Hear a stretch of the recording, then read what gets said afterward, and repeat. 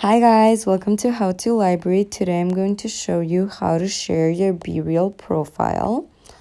All you have to do is click on the top right icon that has your profile picture, or if you don't have a profile picture, it has a letter, the first letter of your nickname you set on the profile.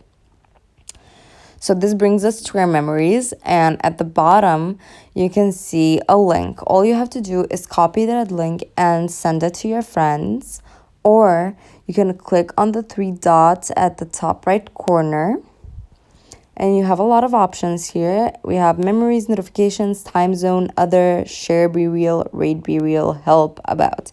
So right under other, there's share, be real, and you can click on that and it will give you a couple of options if you want to share it on Facebook, Instagram, messages, and so on and so on. And that's how you do it. Thank you for watching. Do click that like button if this video helped you, and subscribe to our channel for more helpful videos. Bye guys.